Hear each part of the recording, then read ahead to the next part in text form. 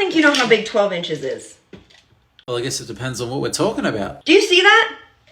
Just in scale, where is that going? Not in here. Ah, that. The average gal is gonna get about that much. Maybe this, if they're a pro, but the rest of that, completely unmanageable. The male insecurity around the size of their phallus. This is the biggest I've ever seen in real life, but this is fine. This, fabulous. The desire to be fully immersed within the big D energy. Almost too big. Definitely too big. Fucking sick day, ER, 27 club, and now I'm just skipping my next life. Now, I have a theory as to where this may have come from. Anything after that is entirely unethical. It may have as much validity to any of the claims that come out of Trust Me Bro University, hence why I just say it's a theory. I don't think we know what we're talking about. To put it simply, I think this comes from the adult film industry. Now, like any type of content that you choose to consume and perhaps overindulge in, it does have the potential to start warping your perception of reality. If the consensus in our society is the majority of men have consumed a certain amount of adult entertainment throughout their lives, in which the very industry is perhaps sending a subliminal but oftentimes deliberate message to the men consuming the content, in which in regards to men, bigger is better, bigger is glorified, bigger is praised, and smaller is shamed, and smaller is mocked, and smaller is ridiculed. With that, I can see how an insecurity may develop. To such an extent, there is a market of men willing to pay spicy content creators and request of them to rate their junk out of 10. Glossing over that, I'm sure that there's some trickery going on behind the scenes, or they use certain camera angles to enhance certain things looking bigger than they actually are. Not to mention they're perhaps deliberately seeking out male performers who are on the bigger end. And what I think is important to highlight and remember is that a lot of women don't watch adult content. The majority of the reason that is because the majority of adult content is made for the male gaze. Their experience is only what they've encountered in real life. What an individual woman may think is big in comparison to what a man consuming a lot of adult content is perceived to be as big may be two different things. What is big? What is small? It's all relative dependent on the person. This reminds me of a British documentary I watched a couple of years ago. It was eloquently called My Big Fat...